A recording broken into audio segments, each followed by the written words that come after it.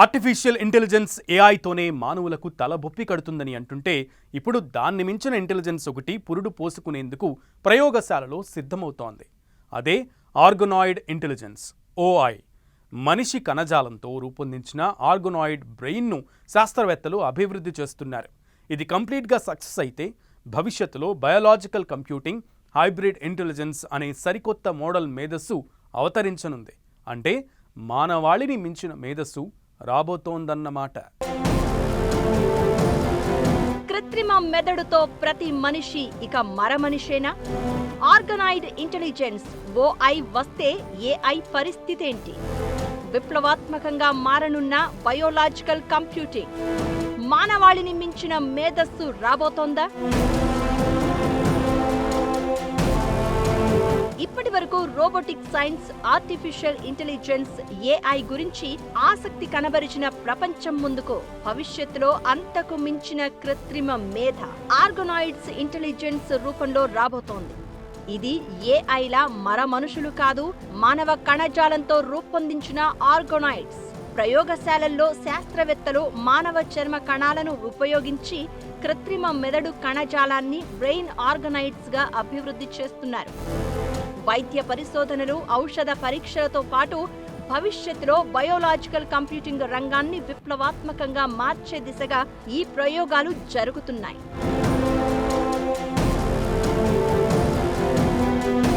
ఇంతకీ ఏంటి బ్రెయిన్ ఆర్గనాయిడ్స్ అంటే? మానవ కణాలను ఇండ్యూస్డ్ ప్లూరిపొటెంట్ స్టెమ్ సెల్స్ గా మార్చి వాటిని కృత్రిమ నాడీ కణాలుగా అభివృద్ధి చేస్తున్నారు.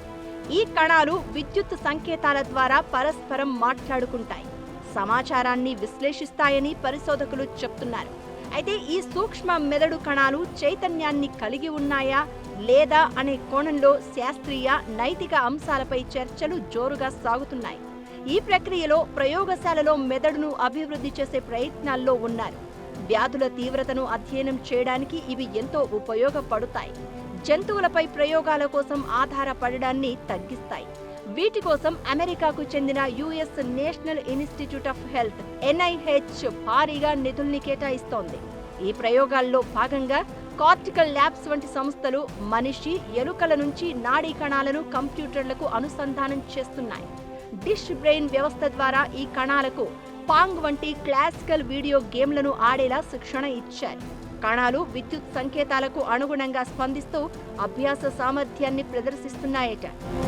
దీన్ని పరిశోధక పరిభాషలో సింథటిక్ బయోలాజికల్ ఇంటెలిజెన్స్ అని పిలుస్తారు. ఆర్గనాయిడ్స్ నాడీ కణాలు స్వతహాగా ఆలోచించగలవని, స్పృహ కలిగి ఉన్నాయని దీని అర్థం కాదు. భవిష్యత్తులో ఈ ఆర్గనాయిడ్స్ మరింత పెద్దవిగా, సంక్లిష్టంగా మారితే వాటి నైతికత, మానవ హక్కుల ప్రశ్నలు తలెత్తుతాయి. వైద్య పరిశోధనల కోసం తమ అవయవాలు, కణాలను విరాళంగా ఇచ్చేవారికి భవిష్యత్తులో దాతల నుంచి ఎలాంటి సమస్యలు తలెత్తే అవకాశాలున్నాయి? ఇలాంటి పలు అనుమానాలపై చర్చలు ఇప్పటికే మొదలయ్యాయి. సంప్రదాయ సిలికాన్ ఆధారిత కృత్రిమ మేధస్సుకు ప్రత్యామ్నాయంగా సజీవ నాడీ కణాలతో కూడిన కంప్యూటర్లను రూపొందించే ఆర్గనాయిడ్స్ ఇంటెలిజెన్స్ ఓఐ రంగంలో ఈ పరిశోధనలు నూతన శకానికి నాంది పలుకుతున్నాయి. చాలా దేశాల్లో కార్మికుల రోజువారీ పనులను క్షుణ్ణంగా రికార్డ్ చేస్తున్నారట. ఎందుకంటే వారి పనితీరును రికార్డ్ చేయడం ద్వారా భవిష్యత్తులో హ్యూమనాయిడ్ రోబోలకు ఆ పనితీరు శిక్షణ ఇచ్చి ఉద్యోగాలను భర్తీ చేయిస్తారని అంటున్నారు. మన దేశంలో కూడా కొన్ని ప్రాంతాల్లో మనుషులు చేయడానికి కష్టమైన రంగాలను హ్యూమనాయిడ్ రోబోల సాయంతో చేసేందుకు, రిస్కీ జాబ్స్లో హ్యూమన్ మ్యాన్ పవర్ను రోబోలతో రీప్లేస్ చేసేందుకు చాలా పెద్ద ఎత్తున పరిశోధనలు జరుగుతున్నాయి.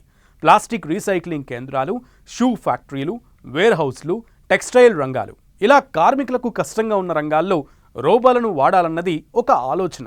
కానీ మానవ నాడీ కణాలను కంప్యూటర్లకు అనుసంధానించే సరికొత్త సింథటిక్ బయోలాజికల్ ఇంటెలిజెన్స్ ఇంకా పిండం దశలోనే ఉంది. అది పుట్టుకొచ్చిందంటే సజీవ నాడీ కణాలతో కంప్యూటర్లను రూపకల్పన చేసే ఆర్గనాయిడ్ ఇంటెలిజెన్స్ పెరిగి పెద్దదయ్యే ఛాన్స్ ఉంది.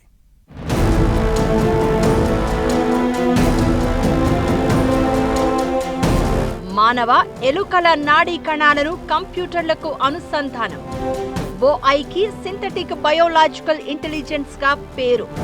సజీవ నాడీ కణాలతో కంప్యూటర్ల రూపకల్పన. జీవనాడులకు మైక్రో ఎలక్ట్రోడ్లను అనుసంధానించి కంప్యూటర్లతో జోడిస్తున్నారు. సిలికాన్ చిప్ల స్థానంలో నిజమైన జీవ కణాలను ప్రాసెసర్గా మార్చడమే ఆర్గనాయిడ్ ఇంటెలిజెన్స్. హ్యూమనాయిడ్ రోబోలు లేదా ఏఐ యంత్రాలు మనుషుల్లాగా వస్తువులను పట్టుకోవడం, ప్యాకింగ్ చేయడం, సంచులను అమర్చడం ఖచ్చితంగా చేయాలంటే మనుషుల చేతి కదలికల నిజమైన డేటాను విశ్లేషించడం అవసరం. అందుకే ఇలా మనుషుల తలలకు కెమెరాలను అమర్చి పనులు చేసే క్రమాన్ని రికార్డ్ చేస్తున్నాయి కొన్ని సంస్థలు.